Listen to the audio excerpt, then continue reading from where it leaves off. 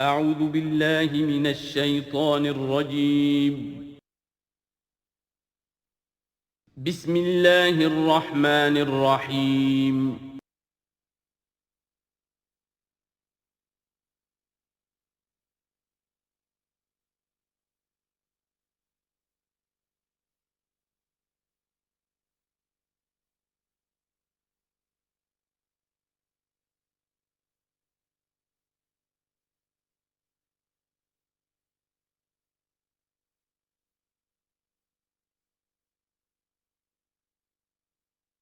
اعوذ باللہ من الشیطان الرجیم بسم اللہ الرحمن الرحیم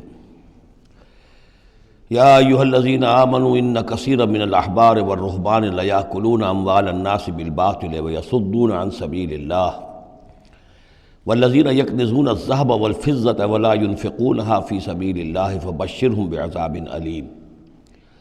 اس آیہ مبارکہ کے بارے میں یہ نوٹ کر لیجئے کہ اس آیت کے حوالے سے حضرت ابو ذر غفاری رضی اللہ تعالیٰ عنہ کی رائے قائم ہو گئی تھی کہ سونا اور چاندی اپنے پاس رکھنا مطلقاً حرام ہے۔ جو لوگ کہ سونا اور چاندی اپنے پاس رکھتے ہیں، جمع کرتے ہیں، گاڑھتے ہیں، ان کو کنز بناتے ہیں، خزانہ بناتے ہیں، اس کے لیے تو یہ رائے اگرچہ ان کی صحیح نہیں تھی، اس لیے کہ جو دین کا عام قانون ہے وہ یہ ہے کہ انسان حلال ذریعے سے کمائے، اس میں سے جو وہ خرچ کرے اللہ کی راہ میں وہ ٹھیک ہے، اس کو اس کا اجر ملے گا۔ اگر وہ کچھ رکھتا ہے اپنے پاس تو وہ حرام نہیں ہے، بلکہ پھر یہ کہ وہ اس کی اولاد کو منتقل ہو جائے گا، قانون وراثت ہوگا۔ اگر اپنے پاس کچھ رکھنا ہی نہ ہو تو پھر وراثت کس چیز میں ہوگی؟ اس لیے قانون تو وہی ہے، البتہ یہ ہے کہ وہ جو کہا گیا ہے کہ اللہ کی راہ میں خرچ کرو، خرچ کرو، خرچ کرو، کتنا کرو، قل العفو، تو یہ ایک روحانی تعلیم ہے، اخلاقی تعلیم ہے کہ جمع نہ کرو، اللہ کی راہ میں خرچ کر دو۔ البتہ جو مال بھی آپ نے جمع کیا ہے، آپ نے حلال ذریعے سے کمایا تھا اور اس کی زکوٰۃ بھی آپ نے ادا کر دی ہے، تو وہ مال آپ اپنے پاس رکھ سکتے ہیں، خواہ وہ سونے اور چاندی کی شکل میں ہو۔ چنانچہ اسی پر پھر فیصلہ ہوا حضرت عثمان کے زمانے میں، اور چونکہ حضرت ابو ذر غفاری اس پر اڑے ہوئے تھے اور اس سے ایک فتنہ پیدا ہو رہا تھا مسلمانوں کے اندر، ایک اختلاف، تو پھر حضرت ابو ذر غفاری کو حضرت عثمان نے حکم دے دیا تھا کہ وہ مدینے سے باہر چلے جائیں۔ وہ پھر ایک صحرا میں کسی جگہ پر کٹیا ڈال کر رہتے تھے۔ میرے نزدیک اس آیت کا اصل محل اور مقام جو ہے اس کو سمجھنا چاہیے، اور وہ ہے ان لوگوں سے متعلق ہے یہ مسئلہ جو دین کا کام کرتے ہیں، احبار ہیں، رہبان ہیں۔ یہ لوگ اپنا وقت، اپنی صلاحیتیں، اپنی قوتیں لگاتے ہیں دین کے لیے۔ عام لوگوں کا معاملہ اور ہے، وہ کاروبار کر رہے ہیں، کوئی پروفیشن ہے، کوئی اپنا اور بزنس ہے، اس کے حوالے سے ان کے پاس آمدنی ہو رہی ہے۔ انہیں جو بھی آمدنی ہو رہی ہے وہ اللہ کے دین کی وجہ سے ہو رہی ہے۔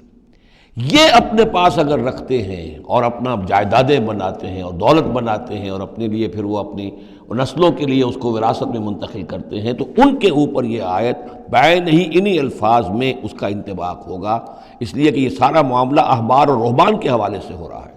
اس آیت کا سیاق اور سباق جو ہے کہ ظاہر بات ہے کہ ان کے لیے جو بھی کچھ ہے، یہ لٹمس ٹیسٹ یہ ہے، ہاں آپ اپنی ضرورت پوری کریں، جیسے حضور نے اپنی ضرورتیں پوری فرمائی، ازواج مطہرات کو بھی نان نفقہ دیتے تھے آپ اسی بیت المال میں سے، آپ اپنے عزیزوں کے ساتھ بھی کوئی حسن سلوک کرتے تھے تو وہیں سے کرتے تھے۔ کبھی بیت المال خالی ہے تو فاقہ بھی آ رہا ہے، لیکن ضرورتیں پوری کریں، جائیداد بنا کر نہ چھوڑ کر جائیں۔ یہ جو معاملہ ہے کہ اس کو جمع کیا جائے اور پھر وہ جائیداد بنے، میرے نزدیک آج بھی اگر آپ جاننا چاہیں علماء حق کون ہیں اور علماء سو کون ہیں، تو لٹمس ٹیسٹ یہ ہے، جو شخص اپنے دینی کیریئر کے نتیجے میں پھر جائیداد بنا کر اور دولت چھوڑ کر مرا ہو، وہ علماء سو میں سے لا محالہ، اس میں کسی شک و شبے کی گنجائش نہیں۔ میں اسے لٹمس ٹیسٹ کے طریقے سے بیان کر رہا ہوں۔ یوم یحمى علیہا فی نار جہنم فتکوی بہا جباہہم وجنوبہم، جس دن کہ ان کو تپایا جائے گا اس سونے اور چاندی کو جہنم کی آگ میں، اور پھر داغے جائیں گے ان سے ان کے پیشانیاں بھی اور ان کے پسلیاں بھی اور ان کی پیٹھیں بھی۔ ھذا ما کنزتم لانفسکم، یہ ہے وہ جو تم نے اپنے لیے جمع کیا تھا، لانفسکم فذوقوا ما کنتم تکنزون، تو مزہ چکھو اپنے اس کنز کا۔ ان عدت الشہور عند اللہ 12 شہرا، اللہ کے ہاں مہینوں کی تعداد 12 ہے، فی کتاب اللہ، اللہ کی شریعت میں، اللہ کے قانون میں، تکوینی بھی اور تشریعی بھی۔ یوم خلق السماوات والارض، جس دن سے کہ اللہ تعالیٰ نے پیدا کیا آسمان اور زمین کو۔ منہا اربعۃ حرم، ان میں سے 4 مہینے ہیں محترم، جن کو کہ اشہر حرم کہتے ہیں، جن میں جنگ وغیرہ جو ہے وہ جائز نہیں تھی۔ ذالک الدین القیم، یہ ہے سیدھا دین، ہمیشہ کا ضابطہ اور قانون۔ فلا تظلموا فیہن انفسکم، تو ان کے معاملے میں اپنے اوپر ظلم نہ کرو۔ وہ ظلم کیا کرتے تھے؟ قریش کی اپنی مصلحت ہوئی کہ کوئی مہم انہیں کوئی لڑائی کا معاملہ ہے ان کے درپیش ہے، وہ کہتے تھے اس سال یا اشہر حرم فلاں کی بجائے فلاں مہینے ہوں گے، وہ کیلنڈر کو الٹ پھیر کرتے رہتے تھے کہ اس مرتبہ جو ہے یہ عمرے کے لیے مہینہ رجب کا نہیں ہوگا، فلاں ہوگا۔ اس حوالے سے وہ کیلنڈر جو تھا ڈسٹربڈ تھا، لیکن ہوا ایسا ہے قدرت خداوندی سے کہ جس سال آپ نے آخری حج کیا ہے، حجۃ الوداع، تو اس سال وہ ساری جو غلطیاں ہوتی ہیں اس کے بعد وہ جو اس کا مجموعی اور آخری نتیجہ یہ تھا کہ صحیح جگہ پر وہ کیلنڈر آ گیا تھا۔ اسی لیے حضور نے اپنے خطبہ حجۃ الوداع میں کہا ہے کہ استدار الزمان کہیئتہ یوم خلق اللہ السماوات والارض، یہ زمانہ اور یہ کیلنڈر جو ہے، تقویم جو ہے، یہ پورا چکر لگا کر ساری غلطیوں اور ترمیموں میں سے ہو کر اب ٹھیک اسی جگہ پر پہنچ گئی ہے جس مقام پر کہ اللہ نے، جس تقویم پر کہ اللہ تعالیٰ نے آسمان اور زمین کو پیدا کیا تھا، اور آج کے بعد سے ان مہینوں کے اندر کوئی الٹ پھیر نہیں ہو سکے گا۔ وَقَاتِلُوا الْمُشْرِكِينَ كَافَّةً كَمَا يُقَاتِلُونَكُمْ كَافَّةً، اور مشرکوں سے بھی جنگ کرو ایسے ہی سب کے ساتھ جیسے کہ وہ تم سے جنگ کرتے ہیں، جڑ کر، ہر حال میں اور جمع ہو کر۔ وَاعْلَمُوا أَنَّ اللَّهَ مَعَ الْمُتَّقِينَ، اور جان لو کہ اللہ تعالیٰ جو ہے متقین کے ساتھ ہے۔ إِنَّمَا النَّسِيءُ زِيَادَةٌ فِي الْكُفْرِ، یہ جو مہینوں کو ہٹا دینا تھا ادھر سے ادھر، یہ پھیر دینا جو ہے اشہر حرم کا، یہ بڑھائی ہوئی بات ہے کفر کی۔ يُضَلُّ بِهِ الَّذِينَ كَفَرُوا، اس کے ذریعے سے گمراہ ہوئے ہیں وہ لوگ جنہوں نے کفر کیا۔ يُحِلُّونَهُ عَامًا، حلال کر لیتے ہیں اس مہینے کو 1 سال، وَيُحَرِّمُونَهُ عَامًا، اور 1 سال اسے حرام قرار دے دیتے ہیں۔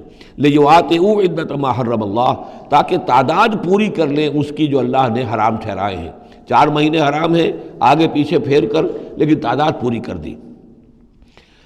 فَيُحِلُّوا مَا حَرَّمَ اللَّهُ، اس کا نتیجہ کیا نکلتا ہے کہ جو اللہ کی طرف سے محترم مہینہ تھا وہ ان کے حساب سے، ان کی غلطی سے پھر وہ حلال ہو جاتا ہے، پھر حلال کر لیتے ہیں وہ مہینہ جو اللہ نے حرام کیا ہے۔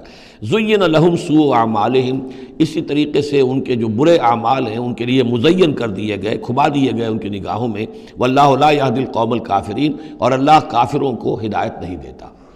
یہاں وہ 5 رکوع ختم ہوئے ہیں کہ جن کا تعلق ہے نبی اکرم صلی اللہ علیہ وسلم کی بعثت خاصہ الی اہل العرب، اس کی تکمیل ہو گئی، اس کے مقاصد پورے ہو گئے، اس کے ضمن میں آخری احکام دے دیے گئے۔ اب جہاں سے جو شروع ہو رہا ہے 6 رکوع سے، یہ میں نے آپ کو بتایا تھا کہ یہ غزوہ تبوک کا مسئلہ ہے، اس کا پس منظر بھی بیان کر چکا ہوں۔ سن 6 میں صلح حدیبیہ ہوئی، حضور صلی اللہ علیہ وسلم نے اس کے بعد آپ اپنے پیغامبر، ایلچی، اپنے خطوط، نامہ ہائے مبارک بھیجے۔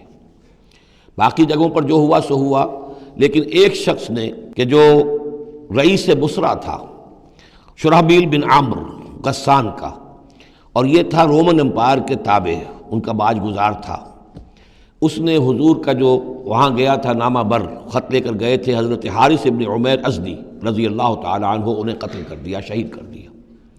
سفیر کا قتل جو ہے وہ گویا کہ اعلان جنگ ہوتا ہے، لہذا حضور نے ایک لشکر تیار کیا، 3000 مسلمانوں کو جمع کیا، حضرت زید ابن حارثہ کو ان کے اوپر امیر بنایا اور لشکر بھیجا موتا کی طرف۔ یہ جنگ موتا ہوئی ہے سن 8 میں، جمادی الاولیٰ سن 8 میں جنگ موتا ہوئی ہے۔ اس میں ہوا یہ کہ وہاں سے رومیوں کا لشکر آ گیا 1 لاکھ کا، اور مسئلہ یہ پیدا ہوا کہ اب ہمیں مقابلہ کرنا چاہیے یا نہیں، لیکن مسلمانوں نے کہا کہ ہم تو شہادت کے شائق ہیں، شہادت ہے مطلوب و مقصود مومن، نہ مال غنیمت نہ کشور کشائی۔ تو جنگ ہوئی، نتیجہ یہ ہوا کہ حضرت زید ابن حارثہ بھی شہید ہوئے۔ پھر حضور نے پہلے ہی بتا دیا تھا کہ اگر وہ شہید ہو جائیں تو پھر جعفر ابن ابی طالب جو حضور کے چچا داد بھائی تھے حضرت جعفر طیار، پھر وہ ہوں گے کمانڈر، انہوں نے چارج لیا، وہ بھی شہید ہو گئے۔ ان کے بعد حضور نے فرمایا تھا کہ عبداللہ ابن رواحہ انصاری ہوں گے، انہوں نے چارج سنبھالا، وہ بھی شہید ہو گئے۔ پھر آخر کار حضرت خالد ابن ولید نے خود اپنے ہاتھ میں کمان سنبھالی اور کسی طریقے سے وہ اپنے اس لشکر کو بچا کر لے آئے۔ تو یہ صورتحال ہوئی جنگ موتا کی۔ اس کے بعد نبی اکرم صلی اللہ علیہ وسلم نے پھر اعلان عام کیا کہ اب میں خود جاؤں گا، اور اب وہ جنگ تبوک کا مسئلہ ہوا کہ اب تمام مسلمان ہر صاحب ایمان کے لیے میرے ساتھ نکلنا ضروری ہے۔ ہم تبوک تک جائیں گے۔ تبوک آخری سرحد تھی کہ جو رومن امپائر جہاں سے شروع ہو جاتی تھی، یہ حجاز کا آخری شہر ہے۔ مدینے سے جہاں تک میرا اندازہ ہے کوئی 300 ساڑھے 300 میل شمال میں ہے، اور بڑا سخت جو ہے صحرا درمیان میں آتا ہے۔ شدید گرمی کا موسم تھا، شدید گرمی کا موسم، تب طویل سفر۔ ادھر فصل تیار تھی کہ کھجوریں پکی ہوئی تھیں، اگر انہیں اتاریں گے نہیں وقت پر تو ضائع ہو جائے گی، اور اگر سب مرد چلے جاتے ہیں تو عورتیں تو کھجوریں نہیں اتار سکتی، یہ کھجور کا اتارنا جو ہے پھل کا وہ آسان کام نہیں ہوتا۔ یہ سارے ایسے امتحانات جمع ہو گئے کہ اس کے لیے اہل ایمان کا بھی آخری امتحان ہو گیا، جس کے نتیجے میں جو منافقین تھے ان کا گویا کہ تش تش بام ہو گیا، ان کا معاملہ، ان کی کمزوریاں، ان کی خباثتیں کھل کر سامنے آ گئیں۔ تو یہ یوں سمجھیے کہ یہ 11 رکوع منافقین کے موضوع پر قرآن مجید کا آخری مقام اور ذروۂ سنام ہے۔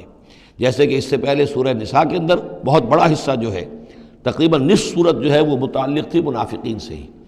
یہاں پر بھی یوں سمجھیے کہ یہ 11 رکوع جو ہیں وہ بہت سے مضامین اس میں آئیں گے، لیکن یہ کہ ایک جو درمیان میں یوں سمجھیے کہ جو دھاگا ہوتا ہے جس میں موتی پروئے ہوئے ہیں، ان میں وہی منافقین کا مضمون ہے۔ تو اس میں یہ ہے کہ آپ کو معلوم ہے کہ حضور 30,000 کا لشکر لے کر گئے تھے، اور اس میں وہاں جا کر ہرقل اگرچہ موجود تھا، ہرقلیس، لیکن اس نے مقابلے میں آنے کی جرت نہیں کی۔ وہ پہچان چکا تھا کہ یہ اللہ کے رسول ہیں، اور میں اگر براہ راست ان کے مقابلے میں آؤں گا تو مار کھا جاؤں گا۔ حضور وہاں مقیم رہے، وہاں کے آس پاس کے لوگ آئے، انہوں نے معاہدے کیے، اپنی سرحدوں کو آپ نے محفوظ کیا، اور پھر آپ واپس آ گئے۔ گویا کہ جنگ کی نوبت نہیں آئی، لیکن یہ کہ دھاک بیٹھ گئی حضور کی اور مسلمانوں کی کہ سلطنت روما نے پسپائی اختیار کی ہے، رومن امپائر مقابلے میں آنے کی ہمت نہیں کر سکی۔ تو وہ جو بھی جنگ موتا کی وجہ سے جو کچھ ہوا اکھڑی تھی، اللہ تعالیٰ نے اس ہوا کو دوبارہ جو ہے قائم کر دیا۔ بہرحال اس کے بعد یہ سلسلہ آگے بڑھا حضرت ابوبکر کے زمانے میں، کیونکہ حضور نے اپنے مرض وفات میں بھی ایک لشکر تیار کر دیا تھا، اور زید ابن حارثہ رضی اللہ تعالیٰ عنہ کے بیٹے حضرت اسامہ ابن زید کو اس کا سربراہ مقرر کیا تھا۔ جب آپ کا انتقال ہوا ہے تو وہ لشکر تیار تھا۔ اب اس موقع پر جو منافقین کی جان پر بن گئی، تو خطاب تو شروع ہو رہا ہے یا ایھا الذین آمنوا سے، لیکن وہ بات ذہن میں رکھ لیجیے جو میں نے سورہ نساء میں آپ سے کہی تھی کہ منافقین سے بھی خطاب ہوتا ہے تو یا ایھا الذین آمنوا کے صیغے سے ہوتا ہے، اس لیے کہ وہ بھی مسلمان تھے، ایمان کا دعویٰ کرتے تھے۔ یا ایھا الذین آمنوا ما لکم اذا قیل لکم انفروا فی سبیل اللہ ثاقلتم الی الارض، اے ایمان کے دعوے دارو، تمہیں کیا ہو گیا ہے جب تم سے کہا جاتا ہے نکلو اللہ کی راہ میں تو تم گرے جاتے ہو، دھسے جاتے ہو زمین کی طرف، یعنی کہ وہ پاؤں من کے بھر کے ہو گئے اور اٹھا نہیں جا رہا، حوصلہ جو ہے جواب دے گیا۔ ارضیتم بالحیات الدنیا من الآخرہ، اب یہ وہی سرچنگ کویسچن، ذرا سوچو، کیا تم نے آخرت کی بجائے دنیا کی زندگی کو قبول کر لیا ہے؟ دعوے دار تو ہو ایمان بالآخرت کے، لیکن اگر تم اللہ کی راہ میں جنگ کے لیے نکلنے کے لیے تیار نہیں ہو تو اس کا مطلب یہ کہ تم آخرت ہاتھ سے دے کر اور دنیا خرید رہے ہو۔ فما متاع الحیات الدنیا فی الآخرۃ الا قلیل، تو جان لو کہ دنیا کی پوری زندگی کا ساز و سامان آخرت کے مقابلے میں کچھ بھی نہیں ہے، نہ ہونے کے برابر ہے، بہت قلیل۔ الا تنفروا، اگر نہیں نکلو گے اللہ کی راہ میں، یعذبکم عذابا علیما، تمہیں عذاب دے گا، دردناک عذاب، ویستبدل قوما غیرکم، اور تمہیں ہٹا کر کسی اور قوم کو لے آئے گا۔ اس نے اپنے دین کا جھنڈا اٹھوانا ہے، تم نہیں اٹھاتے، تمہیں دفع کرے گا، ریجیکٹ کرے گا، مردود کر دے گا اور کسی اور قوم کو لے آئے گا۔ ولا تضروہ شیئا، اور تم اللہ کا کوئی نقصان نہیں کر سکو گے۔ واللہ علی کل شیء قدیر، اللہ ہر چیز پر قادر ہے۔ الا تنصروہ، اگر تم ان کی مدد نہیں کرو گے یعنی حضور کی، فقد نصرہ اللہ اذ اخرجہ الذین کفروا ثانی اثنین اذ ہما فی الغار، جبکہ کافروں نے انہیں اپنے گھر سے اور مکے سے نکلنے پر کر دیا تھا، جبکہ دو میں کے دوسرے تھے، دو ہی تھے، حضور تھے اور حضرت ابوبکر تھے رضی اللہ تعالی عنہ۔ اذ ہما فی الغار، جبکہ وہ دونوں غار میں تھے۔ اذ یقول، یہ غار ثور کا واقعہ ہے۔ اذ یقول لصاحبہ لا تحزن، جب حضرت ابوبکر نے رضی اللہ تعالی عنہ یہ کہا کہ حضور یہ تو پہنچ گئے ہیں غار کے دہانے تک، اگر کسی نے ذرا بھی نیچے جھانک لیا تو ہم نظر آ جائیں گے، تو حضور نے فرمایا لا تحزن، فکر نہ کرو، ان اللہ معنا، اللہ ہمارے ساتھ ہے۔ فانزل اللہ سکینتہ علیہ، تو اللہ تعالیٰ نے تسکین اور سکون نازل کر دیا ان پر، وایدہ بجنود لم تروہا، اور ان کی مدد فرمائی ان لشکروں سے جنہیں تم نہیں دیکھتے، وجعل کلمۃ الذین کفروا السفلی، اور جس کا نتیجہ یہ نکلا ہے کہ کافروں کا کلمہ جو ہے وہ نیچا پڑ چکا ہے، پورے جزیرہ نما عرب کے اندر اللہ کا دین جو ہے غالب آ چکا ہے۔ وَجَعَلَ كَلِمَةَ الَّذِينَ كَفَرُوا السُّفْلَىٰ، اللہ نے بنا دیا ہے کافروں کی بات کو سب سے نیچے. وَكَلِمَةُ اللَّهِ هِيَ الْعُلْيَا، اور اللہ کا کلمہ تو سب سے اونچا ہے ہی.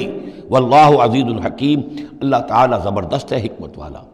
انفروا خفافا وثقالا، نکلو خواہ ہلکے خواہ بوجھل. یہ ہلکے اور بوجھل کے دو پہلو ہو سکتے ہیں، یا تو داخلی طور پر بوجھل دل کے ساتھ نکلو یا آمادگی کے ساتھ نکلو، نکلنا پڑے گا. اب یہ نکلنا فرض عین ہے، یہ نفیر عام ہے. وہ بات گئی جب کہ صرف تحریض تھی، ترغیب تھی، وہ دور ختم ہوا. اب نکلنا پڑے گا، اس جنگ میں نفیر عام ہے. چاہے بوجھل دل کے ساتھ نکلو اور چاہے کھلے دل کے ساتھ اور آمادگی کے ساتھ نکلو. اور اس کے ایک معنی یہ بھی ہو سکتے ہیں، چاہے تمہارے پاس ساز و سامان کافی ہے تب بھی نکلو، کم ساز و سامان ہے تب بھی نکلو. تو خارجی طور پر بھی ہو سکتا ہے یہ بوجھل اور ہلکا، اور داخلی طور پر بھی. وَجَاهِدُوا بِأَمْوَالِكُمْ وَأَنفُسِكُمْ فِي سَبِيلِ اللَّهِ، اور جہاد کرو اللہ کی راہ میں اپنے اموال سے اور اپنی جانوں سے.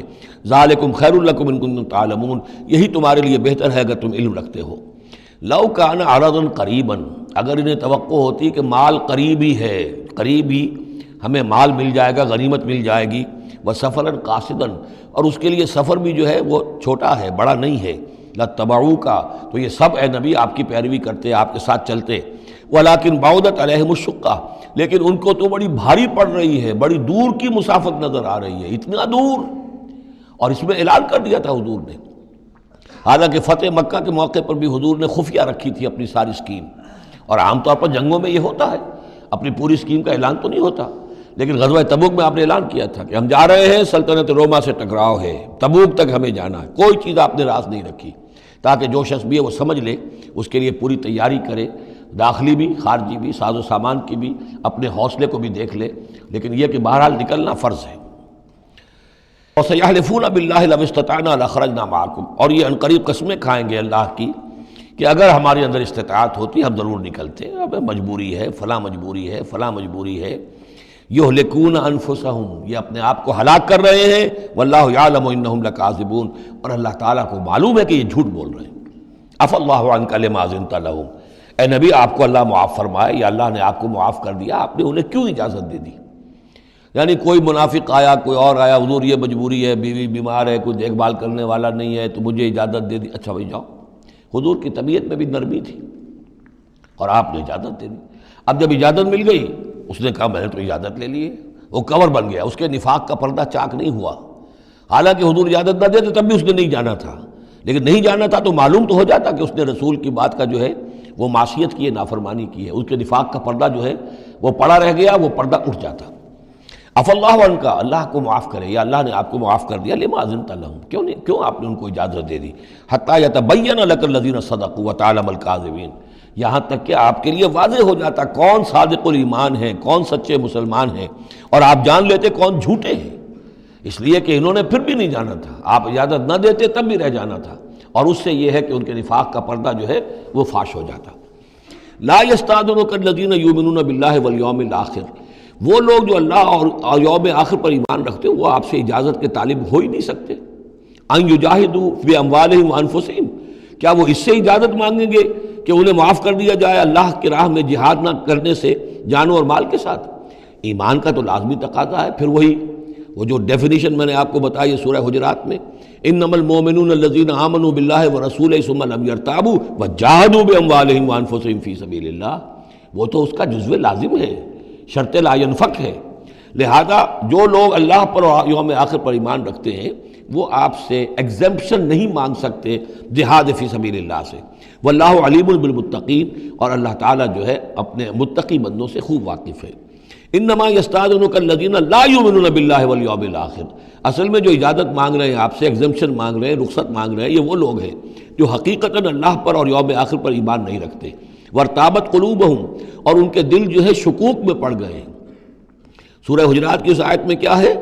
انما المؤمنون الذین آمنوا باللہ ورسولہ ثم لم یرتابوا، پھر شک میں نہ پڑے. یہاں فرمایا وارتابت قلوبہم، ان کے دلوں کے اندر شکوک کے ڈیرے ہیں. فَهُمْ فِي رَيْبِهِمْ يَتَرَدَّدُونَ، اور وہ اپنے اسی شک و شبے کے اندر بھٹک رہے ہیں. تردد بھی یہی ہوتا ہے، تذبذب، تردد، چلوں نہ چلوں، یہ جو متردد ہو جاتا ہے آدمی. کبھی چاہتا ہے چلنا چاہیے بھائی، ورنہ تو یہ کہ اب جو ہے بالکل پردہ فاش ہو جائے گا اور میں منافق قرار دے دیا جاؤں گا۔ اس کے بعد پھر یہ کہ پھر نہیں، کوئی نہ کوئی جھوٹی بہانہ بناؤ، قسم کھا لو۔ وَلَوْ أَرَادُوا الْخُرُوجَ لَأَعَدُّوا لَهُ عُدَّةً، اور اگر انہوں نے نکلنے کا ارادہ کیا ہوتا تو اس کے لیے ساز و سامان فراہم کرتے، جیسے کہ کیا جاتا ہے، آدمی سفر کے لیے تیاری کرتا ہے۔ انہوں نے تیاری نہیں کی۔ وَلَٰكِن كَرِهَ اللَّهُ انبعاثَهُم، تو اللہ تعالیٰ ہی نے ان کا نکلنا پسند نہیں فرمایا۔ فَثَبَّتَهُمْ، اور ان کو بوجھل کر دیا، ان کو روک دیا۔ وَقِيلَ اقْعُدُوا مَعَ الْقَاعِدِينَ، اور ان سے کہہ دیا گیا رہو، بیٹھ رہنے والوں کے ساتھ تم بھی بیٹھ رہو۔ اس کی حکمت آگے آئے گی۔ لو خرجوا فیکم، اگر یہ نکلتے آپ کے ساتھ، اے مسلمانوں تمہارے ساتھ، ما زادوکم الا خبالا، تو نہ اضافہ کرتے تمہارے لیے مگر خرابی کا۔ دلوں میں روگ تھا، وہاں جا کے فتنے اٹھاتے، آپس میں لڑاتے، کوئی اور کچھ کرتے، لہذا ان کا بیٹھ رہنا بھی حکمت پر مبنی ہے، اللہ تعالیٰ کی طرف سے، گویا کہ اس میں بھی ایک خیر ہے۔ گویا کہ بندہ مومن کے لیے تو خیر ہی خیر ہے، ادھر بھی خیر ادھر بھی خیر، لیکن منافق کے لیے شر ہی شر ہے، ادھر بھی شر ادھر بھی شر۔ لو خرجوا فیکم، اگر یہ نکلتے تمہارے ساتھ، ما زادوکم الا خبالا، تو یہ نہ اضافہ کرتے تمہارے لیے مگر برائی کا، خرابی کا۔ ولا اوضعوا خلالکم، اور یہ گھوڑے دوڑاتے تمہارے مابین، یبغونکم الفتنہ، تمہارے لیے فتنے پیدا کرنے کے لیے۔ وفیکم سماعون لہم، اور تمہارے اندر ان کے بعض جاسوس بھی ہیں، یا تمہارے اندر بعض لوگ ہیں جو ان کی باتیں بڑی توجہ سے سنتے ہیں۔ یہ دونوں ترجمے ہوں گے۔ واللہ علیم بالظالمین، اور اللہ تعالیٰ ظالموں سے خوب واقف ہے۔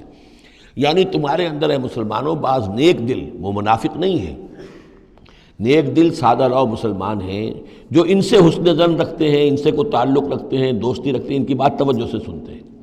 تو اگر یہ ہوتے تمہارے لشکر میں ساتھ اور یہ کوئی فتنہ اٹھاتے، تو وہ جو صالح، جو سادہ لو مسلمان تھے، وہ ان کی بات سن کر کسی فتنے میں مبتلا ہو سکتے تھے۔ اور ایک ترجمہ وہ ہے کہ ان میں جاسوس موجود ہیں۔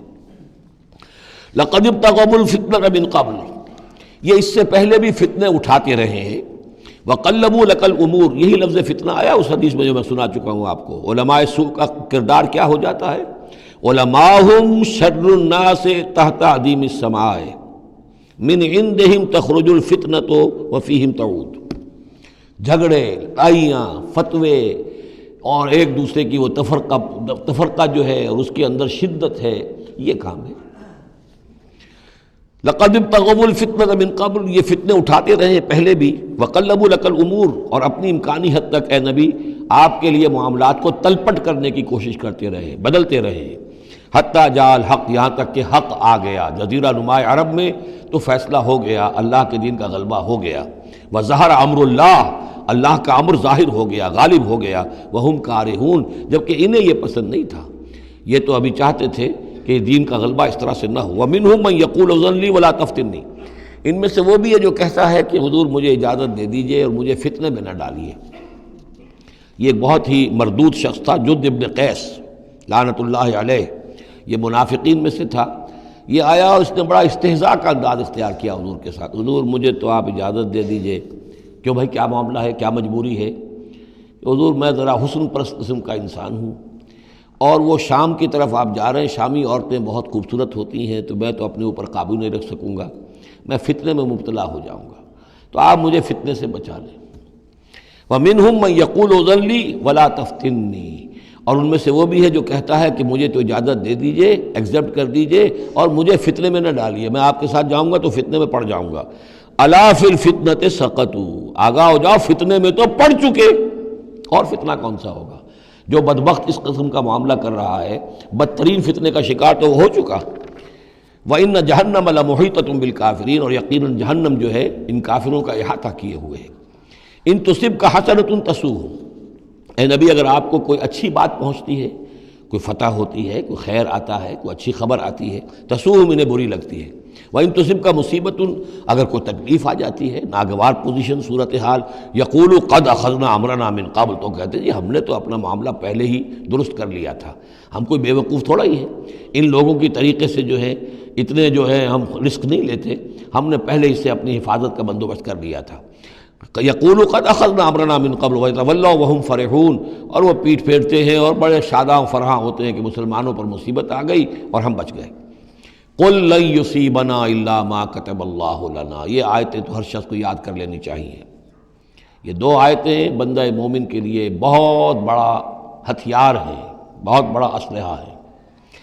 کہو لن یصیبنا الا ما کتب اللہ لنا، اے بدبختو ہم پر کوئی مصیبت نہیں آ سکتی سوائے اس کے جو اللہ نے ہمارے لیے لکھ دی ہو۔ ہوا مولانا، وہ ہمارا مولا ہے۔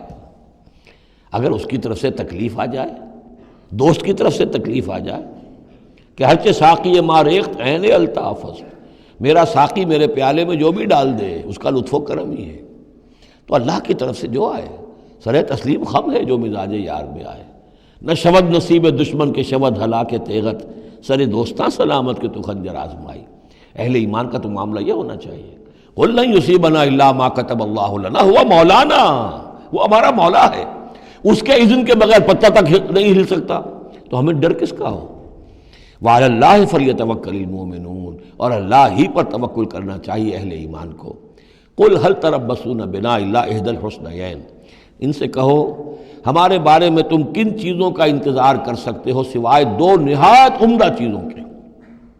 یہ حسنیین کیا ہے؟ احسن، احسن افعل و تفضیل ہوا، اس سے مؤنث بنا حسنا، حسنا کا تثنیہ بنا، تو حسنیین دو نہایت احسن صورتوں کے سوا ہمارے لیے تیسری ہے ہی نہیں۔ کیا مطلب؟ ہم سب اللہ کی راہ میں شہید ہو جائیں، احسن، ہم کامیاب ہو کر آ جائیں، احسن، تیسری کیا بات ہے؟ تو ہمارے لیے تو خیر ہی خیر ہے، ڈراتے ہمیں کس سے ہو؟ قل هل تربصون بنا، یہ تم ڈرا رہے ہو ہمیں اور جو کہہ رہے ہو ہمیں کس چیز کا خوف؟ ہمارے لیے دو انجام ہو سکتے ہیں ممکن، اور دونوں ہمارے نزدیک نہایت احسن ہیں۔ اللہ کی راہ میں شہادت مل جائے، شہادت مطلوب و مقصود مومن، نہ مال غنیمت نہ کشور کشائی۔ جو حق کی خاطر جیتے ہیں مرنے سے کہیں ڈرتے ہیں جگر، جب وقت شہادت آتا ہے دل سینوں میں رقصاں ہوتے ہیں۔ اور اگر ہم کامیاب ہو کر آ گئے تو تم بھی کہو گے کہ بھائی یہ تو بڑی کامیابی، ہمارے لیے تو کامیابی کامیابی ہے۔ قل هل تربصون بنا الا احدى الحسنيين ونحن نتربص بكم، اور ہم منتظر ہیں تمہارے بارے میں ان يصيبكم الله بعذاب من عنده، کہ اے منافقو اللہ تم پر کوئی عذاب اپنے خاص اپنے پاس سے نازل کرے، اور بأيدينا، یا کوئی وقت آ جائے کہ ہمیں اجازت دے دی جائے کہ ہم تمہاری گردنیں اڑائیں، جیسے کہ اعلان عام کفار کے بارے میں ہوا، ہو سکتا ہے کہ ایسا ہو جائے۔ فتربصوا انا معكم متربصون، تو کرو انتظار، ہم بھی تمہارے ساتھ انتظار کر رہے ہیں۔ قل انفقوا طوعا وكرها، اب یہ ایک اور بات ہوتی ہے جی میں جا تو نہیں سکتا، یہ چندہ حاضر ہے، کچھ پیسے جو ہے میں لے آیا ہوں ساز و سامان، لیکن مجھے آپ ایگزمپٹ کر دیں، یہ چندہ قبول کر لیں۔ قل انفقوا طوعا وكرها، کہہ دیجئے ان سے کہ چاہے خرچ کرو خوشی سے اور چاہے مجبوری سے، لن يتقبل منکم، یہ تم سے قبول نہیں کیا جائے گا۔ انکم کنتم قوما فاسقین، اس لیے کہ تم نافرمان لوگ ہو۔ اس وقت جو ہے پیسہ بدل نہیں ہوگا، اس وقت تو جانا ہے، فرض عین ہے، نفیر عام ہے، اس وقت جو ہے یہ پیسہ اس کی جگہ پر کام نہیں کر سکتا۔ وما منعهم ان تقبل منهم نفقاتهم، اور نہیں محروم کیا انہیں اس بات سے کہ ان کے نفقات، ان کے خرچہ جو اللہ کی راہ میں چندہ دے رہے تھے ان کو قبول کیا جاتا، الا انهم كفروا بالله وبرسوله، اس لیے مگر اس بات نے کہ انہوں نے کفر کیا ہے اللہ کے ساتھ اور اس کے رسول کے ساتھ۔ ولا یاتون الصلاۃ الا وهم کسالى، اور وہ نماز کے لیے نہیں آتے مگر بہت ہی کسل مند۔ ولا ينفقون الا وهم كارهون، اور جو یہ خرچ بھی کرتے ہیں تو کراہت کے ساتھ کرتے ہیں، مجبوراً کرتے ہیں، وہ تو جان بچانے کے لیے خرچ کرنے کے لیے آمادہ ہو گئے ہیں، ورنہ انہیں مال جو ہے بڑا پیارا ہے۔ فلا تعجبك اموالهم ولا اولادهم، تو اے نبی اور اے مسلمانوں تمہیں ان کے مال اور ان کی اولاد ان سے دھوکہ نہ کھاؤ، اچھے نہ لگے تمہیں، تم سمجھتے ہو کہ اللہ کی بڑی نعمتیں ہیں ان پر، یہ دولت والے منافق تھے، بچا بچا کر رکھتے تھے، دولت والے تھے، ان کی اولاد بھی اللہ نے دی ہے، اللہ تعالیٰ تو دنیا میں پھر اور دے دیتا ہے ان کو جن کا آخرت میں کوئی حصہ نہیں ہے، کہ جو بھی کچھ ہے یہیں پر اپنا حساب کتاب کر لیں۔ فلا تعجبک، تو تعجب نہ کرو اس کے مال اور اولاد کے بارے میں، بڑا سخت الفاظ آ رہے، انما یرید اللہ لیعذبہم بہا فی الحیات الدنیا، اللہ تعالیٰ چاہتا یہ ہے کہ انہی چیزوں کے ذریعے سے انہیں دنیا کی زندگی میں عذاب دے۔ یہی اولاد سوہان روح بھی بن جاتی ہے، یہی بڑا چہیتا لاڈلا بیٹا جس کے لیے کیا کچھ کیا ہے، اور ہو سکتا ہے کہ وہی جو ہے باپ کے لیے سوہان روح بن جائے۔ یہی مال و دولت جو ہے وَتَزْهَقَ أَنفُسُهُمْ وَهُمْ كَافِرُونَ، اور اللہ چاہتا ہے کہ ان کی جانیں نکلیں اسی کفر کی حالت میں۔ وہ لپٹے رہے اسی مال سے اور اپنی اولاد سے اور اپنی دولت سے اور جائیداد سے، اور ان کو آنکھ ان کی کھلنی نصیب نہ ہو، تاکہ اللہ تعالیٰ چاہتا ہے کہ آخری عذاب کے مستحق بن جائیں۔ فلا تعجبک اموالهم ولا اولادهم انما يريد الله ليعذبهم بها في الحیاۃ الدنیا وتزهق انفسهم وهم کافرون ويحلفون بالله انهم منکم لمنکم، اور وہ قسمیں کھا کر کہتے ہیں ہم بھی آپ کے ساتھ ہیں، مسلمانوں میں سے ہی ہیں، ہماری بات کا اعتبار کیجئے۔ وما هم منکم، لیکن مسلمانوں یہ تو حقیقت میں تم میں سے نہیں ہے، ولکنہم قوم یفرقون، بلکہ اصل میں یہ ڈرے ہوئے خائف ہیں، خوف کی وجہ سے جب اسلام کا غلبہ ہو گیا ہے یہ اپنے آپ کو مسلمان ظاہر کر رہے ہیں۔ لو یجدون ملجا و مغارات و مدخلا، اگر یہ پالیں کہیں کوئی پناہ کی جگہ یا کوئی غار مغارات اور مدخلا جہاں سر گھسانے کی جگہ ہو، لولوا الیہ وہم یجمعون، تو یہ اسی کی طرف لوٹ جائیں گے اور اپنی رسیاں توڑا لیں گے، جیسے کوئی جانور رسی توڑا کے بھاگتا ہے۔ یہ تو خوف ہے ان کا کہ اب دین غالب آ گیا جزیرہ نما عرب میں، اب جائیں کہاں ہم؟ اگر کوئی جائے پناہ ہوتی ان منافقین کے لیے، کہیں سر گھسانے کی جگہ ہوتی، چھپانے کی جگہ ہوتی، تو یہ بھاگ گئے ہوتے۔ وَمِنْهُمْ مَنْ يَلْمِزُكَ فِي الصَّدَقَاتِ، اور اے نبی ان میں سے وہ بھی ہیں جو آپ پر الزام لگاتے ہیں، ملامت کرتے ہیں آپ کو صدقات کے بارے میں۔ حضور جب زکوٰۃ کا مال آتا تھا تو آپ تقسیم کرتے تھے، اب ظاہر بات ہے کہ لوگ ہیں کھڑے ہیں، کسی کو کچھ زیادہ ہو گیا کسی وقت، کسی کو آپ نے سمجھا کہ زیادہ مستحق زیادہ دے دیا، تو ایک منافق تھا اس نے حضور کو ٹوک دیا، اعدل یا محمد، اے محمد عدل کرو، یہ کیا کر رہے ہو، ناانصافی کر رہے ہیں۔ تو حضور کو غصہ آیا اس پر صلی اللہ علیہ وسلم، ان لم عادل فمن عادل، اگر میں عدل نہیں کروں گا تو کون کرے گا؟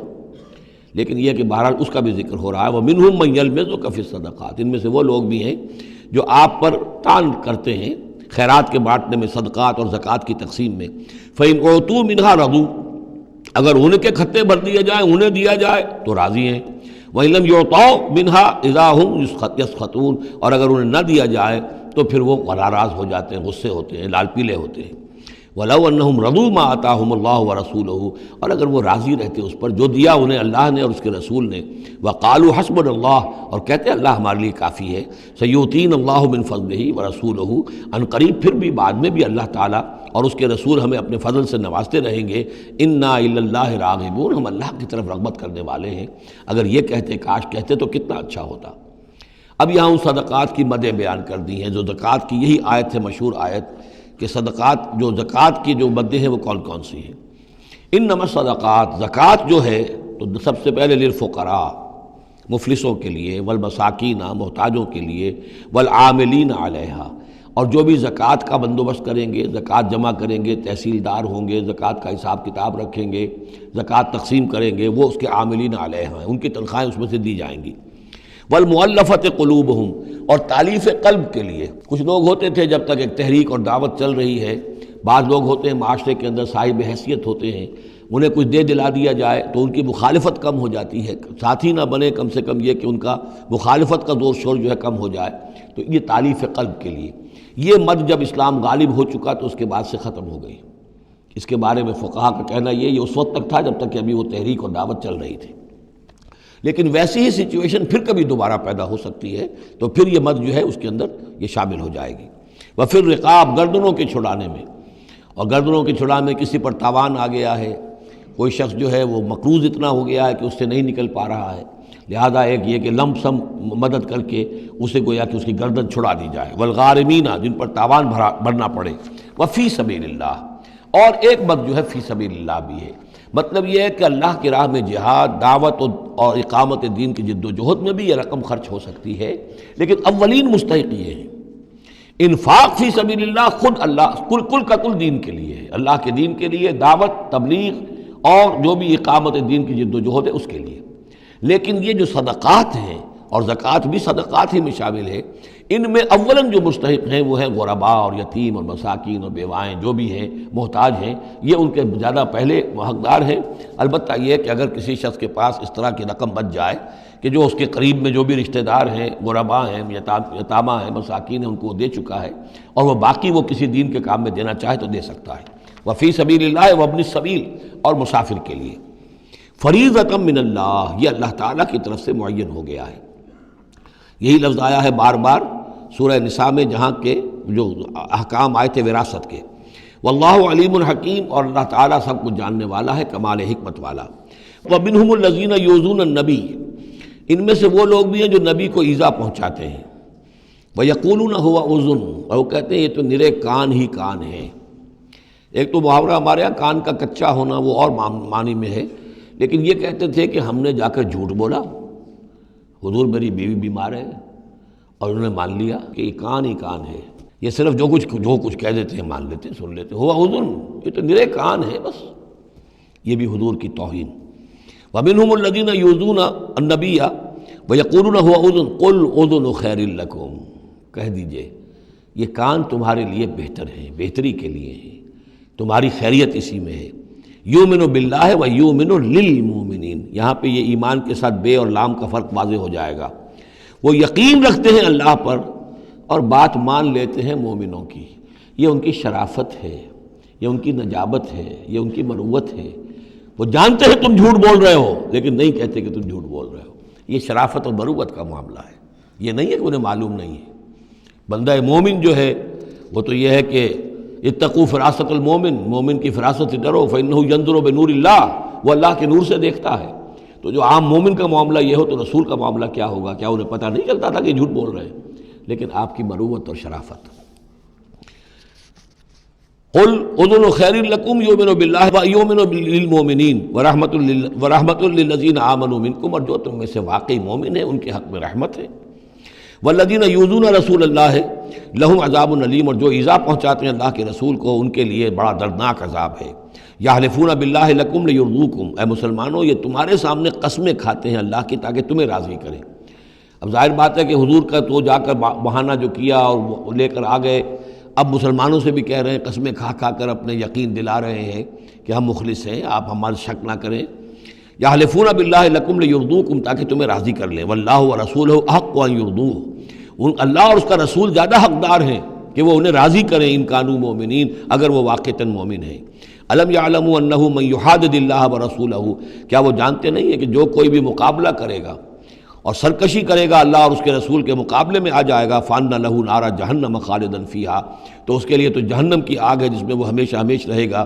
ذالک الخزي العظیم، اور یہ بہت بڑی رسوائی ہے۔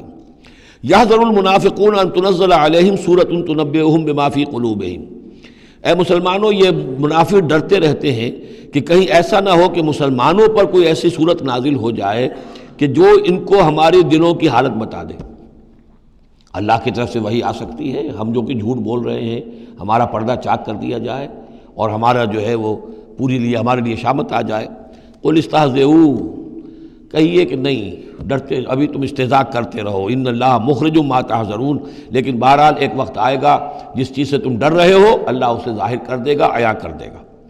وَلَئِن سَأَلْتَهُمْ لَيَقُولُنَّ، اور اگر آپ ان سے پوچھیں گے تو کہیں گے اِنَّا كُنَّا نَخُوضُ وَنَلْعَبُ، وہ جب بکواس کرتے تھے آپس میں، حضور کے خلاف بات کر رہے ہیں، کسی مومن صادق کے اوپر کوئی تہمت لگا رہے ہیں، اب اگر کسی نے جا کر کوئی بات بتا دی حضور کو کہ فلاں شخص تو یہ کہہ رہا تھا، عبداللہ ابن ابی یہ کہہ رہا تھا، فلاں نے یہ کہا ہے، حضور نے بلایا، طلب کیا، پوچھا، تو اب وہاں پر آئیں گے وَلَئِن سَأَلْتَهُمْ، اگر پوچھیں گے، باز پرس کریں گے آپ ان سے، لَيَقُولُنَّ، وہ لازماً کہیں گے اِنَّمَا كُنَّا نَخُوضُ وَنَلْعَبُ، یہ تو ویسے ہی ذرا گپ بازی میں لگے ہوئے تھے، یہ تو تھوڑی سی جو تھی ہماری گفتگو جو ہو رہی تھی وہ لائٹ وین میں گفتگو ہو رہی تھی، اس کو خامخواہ اس شخص نے جو ہے وہ سنجیدگی سے لے لیا، ہم کھیل رہے تھے دل لگی میں، یہ بات ہم نے کہہ دی تھی۔ قُلْ أَبِاللَّهِ وَآيَاتِهِ وَرَسُولِهِ كُنتُمْ تَسْتَهْزِئُونَ، کہیے تو کیا تم اللہ کے ساتھ اور اس کی آیات کے ساتھ اور اس کے رسول کے ساتھ استہزاء کر رہے تھے؟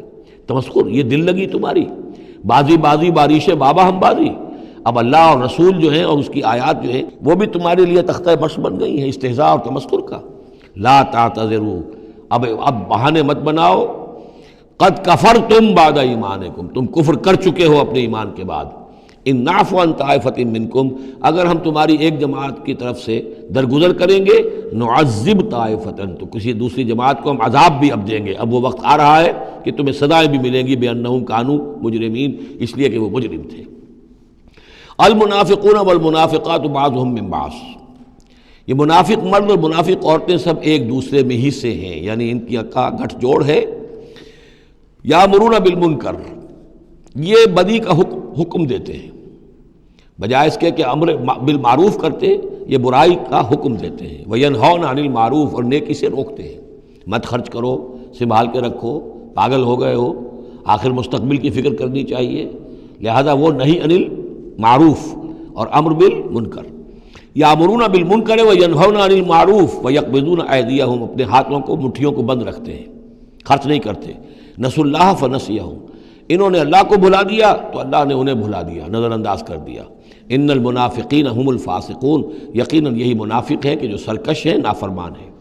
وعد اللہ المنافقین والمنافقات والکفار نار جہنم خالدین فیہا، اللہ نے وعدہ کیا ہے ان منافق مردوں اور منافق عورتوں سے اور تمام کفار سے آگ کا، جہنم کے آگ کا، خالدین فیہا، جس میں وہ ہمیشہ ہمیشہ رہیں گے، ہی حسبہم، بس وہی ان کے لیے کفایت کرے گی، ولعنہم اللہ، اور اللہ تعالیٰ نے ان پر لعنت فرما دی ہے، ولہم عذاب مقیم، اور ان کے لیے عذاب ہے قائم رہنے والا، مسلسل دائم اور قائم عذاب۔ کالذین من قبلہم، اسی طرح کے وہ لوگ، یہ بھی ان لوگوں کے مانند ہے کہ جو ان سے پہلے تھے، کانوا اشد منکم قوۃ، وہ تم سے کہیں بڑھ کر تھے طاقت میں، واکثر اموالا، اور بہت زیادہ تھے مال میں، واولادن، اور اولاد میں، یعنی یہ قومیں جو گزری ہیں کافروں کی، قوم سمود اور قوم عاد، وہ تم سے کہیں بڑھ کر تھی، قوت میں بھی اور اپنی تعداد میں بھی، مال میں، اولاد میں۔ فاستمتعوا بخلاقہم، انہوں نے بھی اپنے اپنے وقت میں اپنے نصیب کا فائدہ اٹھا لیا، اپنا حصہ وصول کر لیا۔ فاستمتعتم بخلاقکم، اب تم بھی اپنا حصہ مکمل کر چکے ہو، اب تمہارا انجام بہت قریب آ چکا ہے۔ کما استمتع الذین من قبلکم بخلاقہم، جیسے کہ ان لوگوں نے اپنا حصہ وصول کر لیا تھا اور اس سے فائدہ اٹھا لیا تھا جو تم سے پہلے تھے۔ وخذتم کالذی خاضوا، اور تم نے بھی اسی طرح کی روش اختیار کی جو انہوں نے اختیار کی تھی۔ اولئک حبطت اعمالہم فی الدنیا والآخرہ، یہ وہ لوگ ہیں کہ جن کے تمام اعمال دنیا اور آخرت سب میں حبط ہو گئے۔ واولئک هم الخاسرون، اور یقیناً یہی ہے خسارے میں رہنے والے۔ الم یاتہم نبأ الذین من قبلہم، کیا ان کے پاس خبریں آ نہیں چکی ہیں ان کی جو ان سے پہلے تھے؟ قوم نوح وعاد وثمود وقوم ابراہیم واصحاب مدین والمؤتفکات، نوح کی قوم اور عاد اور سمود اور قوم ابراہیم، یہ واحد مقام ہے قرآن مجید میں جس میں قوم ابراہیم کا بھی تذکرہ اس انداز میں ہے کہ شاید ان پر بھی عذاب آیا ہو، لیکن صراحتاً اس کا ذکر پورے قرآن میں کہیں نہیں ہے۔ واصحاب مدین، اور مدین کے لوگ، والمؤتفکات، اور ان بستیوں کی جو الٹ دی گئی تھی، سدوم اور عامورہ، اتتہم رسلہم بالبینات، آئے ان کے پاس ان کے رسول واضح احکام لے کر، واضح نشانیاں لے کر۔ فما کان اللہ لیظلمہم، تو اللہ تعالیٰ ان پر ظلم کرنے والا نہیں تھا، لیکن کانوا انفسہم یظلمون، بلکہ وہ اپنے اوپر خود ہی ظلم ڈھاتے رہے۔ والمؤمنون والمؤمنات بعضهم اولیاء بعض، وہ منافق مرد اور منافق عورتوں کی بات تھی۔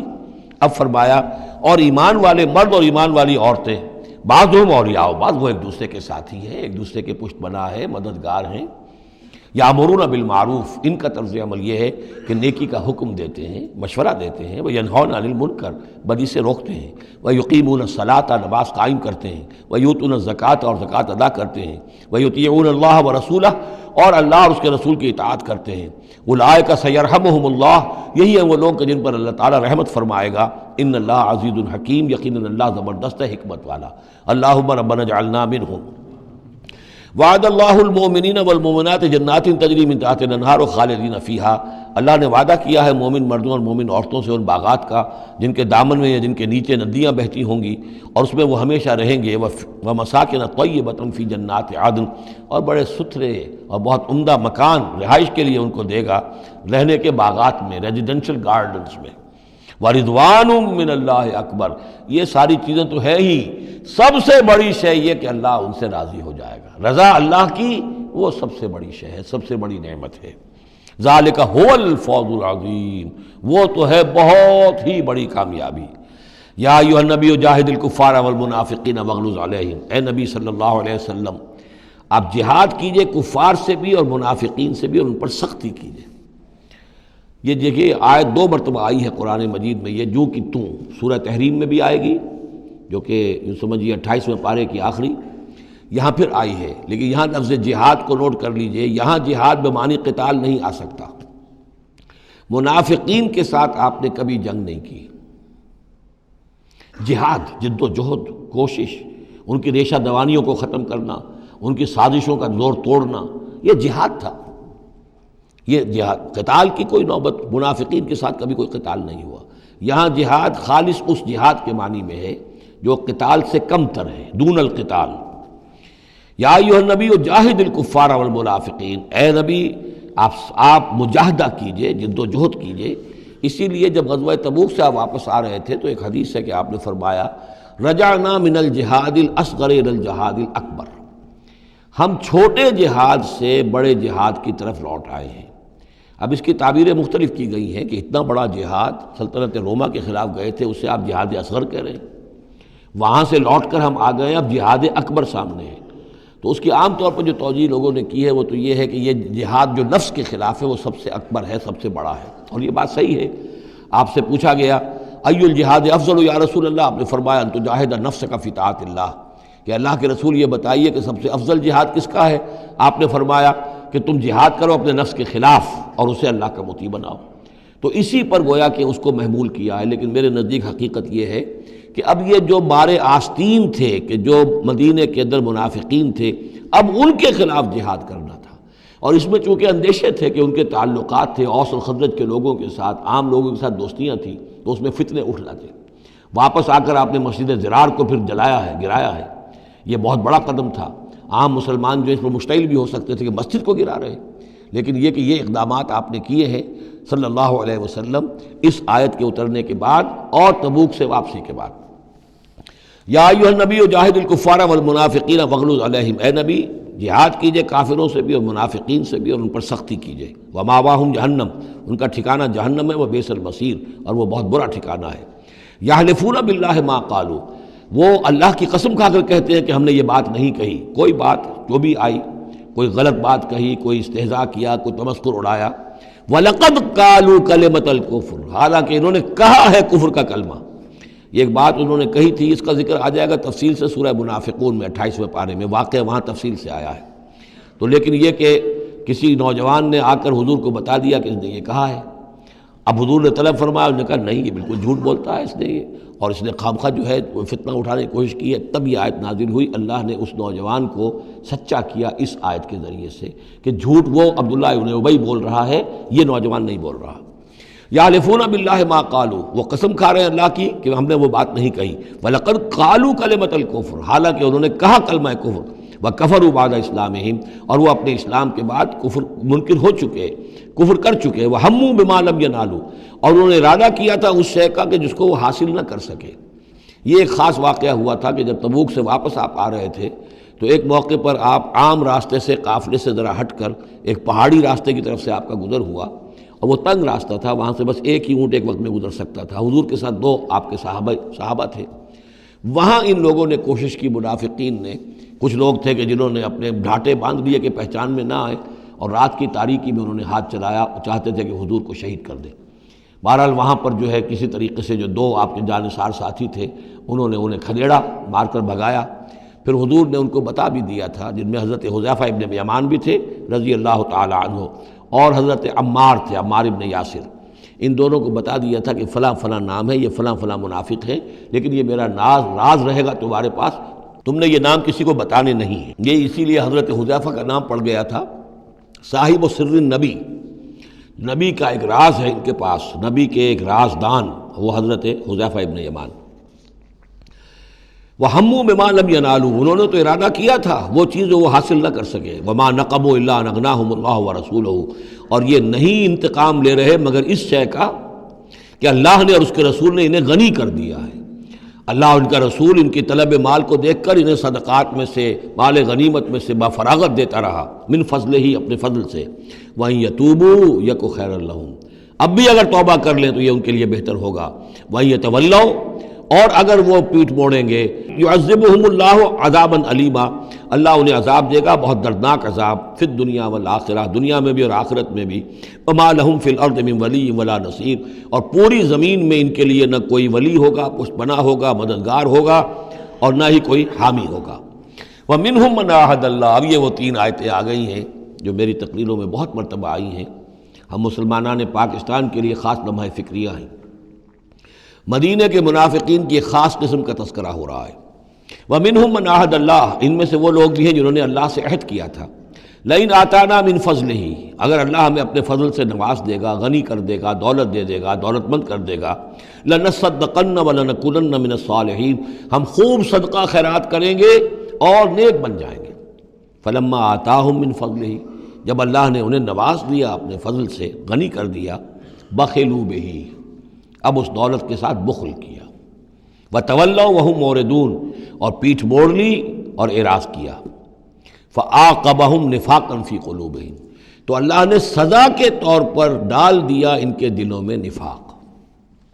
عاقبہم، عقوبت، سزا۔ دنیا میں نقد سزا یہ ملتی ہے اللہ سے کوئی وعدہ کر کے پھر جانے کی کہ نفاق جو ہے وہ دل میں پیدا ہو جاتا۔ یہ نفاق ہے پاکستان کے مسلمانوں کا روگ۔ پاکستان بنایا تھا، پاکستان کا مطلب کیا؟ لا الہ الا اللہ۔ ہندوستان کے مسلمان نے ووٹ دے کر اپنا فرض کفایہ ادا کر دیا کہ جاؤ بھائی، تم جو ہم پہ گزرے گی سو گزرے گی، تم جاؤ اور اسلام قائم کرو۔ ہم نے کیا کیا ہے؟ 50 برس سے زائد ہو گئے، کیا کیا ہے؟ اسلام کہاں ہے؟ یہ بے وفائی، یہ بد عہدی، اس کا نتیجہ کیا ہے؟ 3 نفاق ہیں جو اس قوم کے اوپر مسلط ہو گئے۔ نفاق باہمی، اب وہ قوم نہیں رہی، قومیتوں میں تحلیل ہو چکی ہے، اب عصبیتیں ہیں، صوبائیت ہے، لسانیت ہے، اور نہ معلوم کیا کچھ ہے، فرقہ واریت ہے۔ دوسرے، کردار کا بیڑا غرق ہو گیا۔ آیت المنافق ثلاث، حضور نے فرمایا منافق کی 3 نشانیاں ہیں، جس میں یہ تینوں چیزیں ہیں، خواہ وہ انسامہ وصلہ، چاہے روزہ رکھتا ہو، نماز پڑھتا ہو، اپنے آپ کو مسلمان سمجھتا ہو، وہ منافق ہے۔ جب بولے جھوٹ بولے، جب وعدہ کرے خلاف ورزی کرے، اور جب کہیں امین بنا دیا جائے خیانت کرے۔ وہ دیکھ لیجئے اپنی قوم کو، جو جتنا بڑا ہے الا ماشاء اللہ، ایکسیپشنز پروو دی رول، قانون یہی ہے، جو جتنا بڑا اتنا ہی جھوٹا، اتنا ہی خائن، اور اتنا ہی وعدہ خلاف۔ اور تیسرا اور میرے نزدیک سب سے بڑا نفاق جو ہے وہ ہمارے دستور میں ہے۔ The most sacred document of a state is the constitution۔ اور منافقت کا پلندہ ہے کہ ایک ہاتھ سے اسلام داخل کرتے ہیں، دوسرے سے نکال دیتے ہیں۔ ایک دفعہ دیکھیں تو اسلام ہی اسلام، کیا اللہ، اتنی بڑی بات۔ No legislation can be done repugnant to the Quran and the Sunnah۔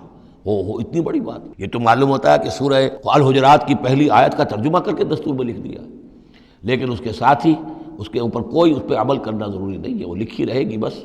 اور ہم نے ایک آئیڈیالوجی کونسل بنا دی ہے، وہ اس کے مطابق سفارشات پیش کرتی رہے گی، اور ہر سال اس کی رپورٹ پیش ہو جایا کرے گی، خلاص۔ کوئی اس میں سینکشن نہیں، کوئی اس کے نافذ کرنے کی کوئی ذمہ داری نہیں، کوئی پابندی نہیں۔ فیڈرل شریعت کورٹ، کیا کہنے ہیں فیڈرل شریعت کو، بڑے بڑے چوٹی کے علماء، اور کیا کیا تنخواہیں ان کو ملی ہیں، اور کیا کیا مراعات ملی ہیں، وہ سب کچھ ہے، لیکن صورت کیا ہے؟ دستور پاکستان بھی تمہارے دائرے سے خارج، عدالتی قوانین بھی تمہارے دائرے سے خارج، یہاں تک کہ آئلی قوانین بھی تمہارے دائرے سے خارج، مالی قوانین بھی 10 سال کے لیے خارج۔ تو کیا کرو گے بیٹھ کے؟ تنخواہیں لو اور ایکسرسائز ان فیوٹیلیٹی، وقت گزارو، اللہ اللہ خیر صلی اللہ۔ منافقت میرے نزدیک اس پوری دنیا کے اندر شاید دستور کی سطح پر ایسی منافقت کہیں اور موجود نہ ہو۔ یہ ہے ہمارا روگ اصل۔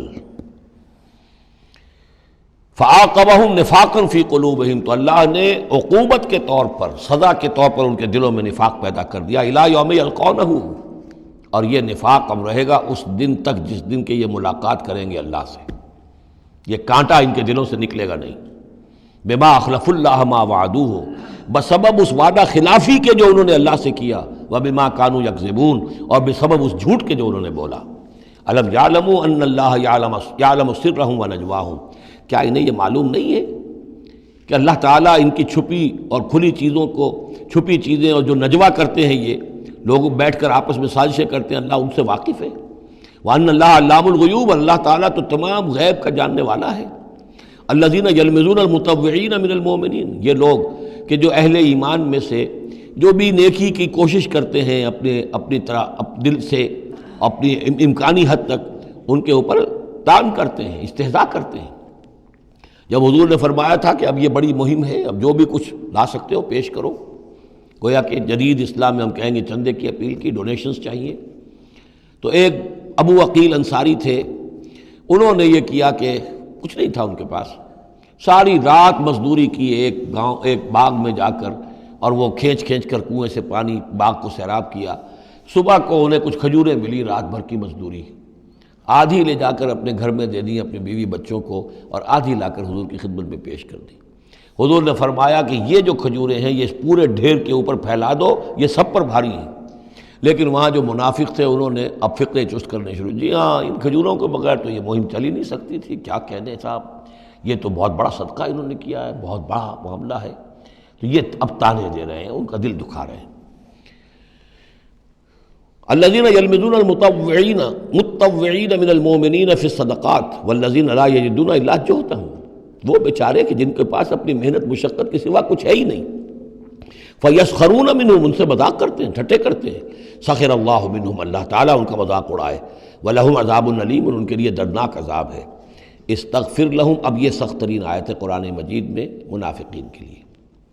یا وہ تھی جو سورہ نساء میں تھی، ان المنافقین فی الدرک الاسفل من النار. منافق آگ کے سب سے نچلے طبقے میں ہوں گے. کیا یہ ہے استغفر لہم، اے نبی اب آپ ان کے لیے استغفار کریں، او لا تستغفر لہم، یا ان کے لیے استغفار نہ کریں.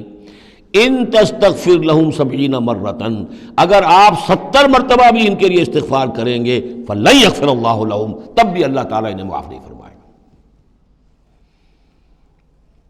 ذالک بانہم کفروا باللہ ورسولہ، یہ اس لیے کہ یہ اللہ اور اس کے رسول کے ساتھ کفر کر چکے. واللہ لا یہدی القوم الفاسقین، اور اللہ ایسے فاسقوں کو ہدایت نہیں دیتا. فرح المخلفون بمقعدہم خلاف رسول اللہ وکرہوا ان یجاہدوا باموالہم وانفسہم فی سبیل اللہ. بہت خوش ہو گئے وہ پیچھے رہ جانے والے جنہوں نے اجازتیں لے لی تھی حضور سے، ایگزمپشن لے لی تھی اپنے بیٹھ رہنے پر اللہ کے رسول کے پیچھے، اور انہوں نے برا سمجھا، ناپسند کیا کہ وہ جہاد کرتے اپنی جانوں اور مال کے ساتھ اللہ کی راہ میں. وقالوا لا تنفروا فی الحر، اور وہ دوسروں سے بھی کہہ رہے تھے ہم تو لے آئے چھٹی رخصت لے آئے ہیں، تم بھی ذرا عقل کے ناخن لو، کہاں جا رہے ہو اس گرمی میں، اس شدید موسم کے اندر جا رہے ہو، پاگل ہو گئے. لا تنفروا فی الحر، اس گرمی میں مت نکلو. قل نار جہنم اشد حرا، اے نبی ان سے کہہ دیجئے جہنم کی آگ اس سے کہیں زیادہ گرم ہے. لو کانوا یفقہون، کاش کہ ان کو تفقہ حاصل ہوتا، فہم حاصل ہوتا. فلیضحکوا قلیلا ولیبکوا کثیرا، تو انہیں چاہیے کہ ہنسیں کم روئیں زیادہ. جزاء بما کانوا یکسبون، بدلہ اس کا کہ جو کمائی انہوں نے کی ہے. فإن رجعک اللہ الی طائفۃ منہم، تو اے نبی اگر اللہ تعالیٰ آپ کو لوٹا کر لے جائے، یہ 4 رکوع ختم ہو چکے تھے، 9ویں رکوع پر ان کے بارے میں تو تیقن کے ساتھ معلوم تھا کہ وہ غزوہ تبوک پر روانگی سے قبل آئے ہیں. یہ درمیان کا ہے کہ کچھ جاتے کچھ آتے، کچھ غزوہ تبوک کے وقت عین تبوک میں بھی وہی نازل ہوئی ہے، تو یہ وہ آیات ہیں. فَإِن رَجَعَكَ اللَّهُ، ظاہر بات ہے یہاں معلوم ہو رہا ہے کہ یہ کہیں تبوک میں یہ آیت نازل ہوئی ہے. اگر اللہ آپ کو لوٹا کر لے جائے ان کے کسی گروہ کے پاس، فَاسْتَأْذَنُوكَ لِلْخُرُوجِ، اور پھر وہ آپ کے ساتھ نکلنے کی اجازت مانگے کسی اور دشمن کے خلاف، فَقُلْ لَن تَخْرُجُوا مَعِيَ أَبَدًا، کہہ دیجیے گا اب تم میرے ساتھ کبھی نہیں نکلو گے، وہ آخری امتحان تمہارا ہو چکا، تم ناکام ہو چکے. وَلَن تُقَاتِلُوا مَعِيَ عَدُوًّا، اور اب میرے ساتھ کسی دشمن کے ساتھ، میرے ساتھ ہو کر کسی دشمن کے ساتھ جنگ کرنے کا تمہیں موقع نہیں ملے گا. اِنَّكُمْ رَضِيتُمْ بِالْقُعُودِ أَوَّلَ مَرَّةٍ، تم پہلی مرتبہ راضی ہو گئے تھے بیٹھے رہنے پر، نفیر عام ایک ہی مرتبہ ہم نے کی اور تم پیچھے رہنے پر، بیٹھ رہنے پر راضی ہو گئے. فَاقْعُدُوا مَعَ الْخَالِفِينَ، اب ہمیشہ کے لیے پیچھے رہنے والوں کے ساتھ بیٹھ رہو. وَلَا تُصَلِّ عَلَىٰ أَحَدٍ مِّنْهُمْ مَاتَ، اور اے نبی ان میں سے کوئی مر جائے تو اس کی نماز جنازہ ادا نہ کیجیے ابداً، کبھی بھی. وَلَا تَقُمْ عَلَىٰ قَبْرِهِ، اور اس کی قبر پر آپ کھڑے نہ ہوں. یہ دیکھیے یہ اب ان کی رسوائی کا سامان ہو رہا ہے. ابھی تک تو پردے پڑے ہوئے تھے، لیکن اب یہ ہے کہ حضور جو ہے جب انکار کرتے تھے کسی کی نماز جنازہ پر جانے سے معلوم ہو جاتا تھا کہ یہ منافق ہے. حضور نے اس کی نماز جنازہ میں شرکت سے انکار کیا. وَلَا تُصَلِّ عَلَىٰ أَحَدٍ مِّنْهُمْ مَاتَ أَبَدًا وَلَا تَقُمْ عَلَىٰ قَبْرِهِ، اور مت کھڑے ہوئیے اس کی قبر پر. إِنَّهُمْ كَفَرُوا بِاللَّهِ وَرَسُولِهِ، یقیناً انہوں نے کفر کیا ہے اللہ اور اس کے رسول کے ساتھ. وَمَاتُوا وَهُمْ فَاسِقُونَ، اور وہ مرے ہیں اسی حال میں کہ وہ نافرمان تھے. وَلَا تُعْجِبْكَ أَمْوَالُهُمْ وَأَوْلَادُهُم، یہ آیت پہلے بھی آ چکی ہے، آیت نمبر 55. صرف وہی ایک فرق ہے اس میں، وہاں فَلَا تُعْجِبْكَ ہے، یہاں وَلَا تُعْجِبْكَ. آپ کو زیادہ پسند نہ آئیں، اچھی نہ لگیں، نہ ان کے اموال نہ ان کی اولاد. انما یرید اللہ ان یعذبہم، یہاں لام کے بجائے ان آ گیا ہے. اللہ چاہتا یہ ہے کہ انہیں عذاب دے انہی چیزوں کے ذریعے سے دنیا میں. وتزہق انفسہم وہم کافرون، اور ان کی جانیں نکلیں اسی حالت کفر میں. بارک اللہ لی ولکم فی القرآن العظیم ونفعنی وإیاکم بالآیات والذکر الحکیم.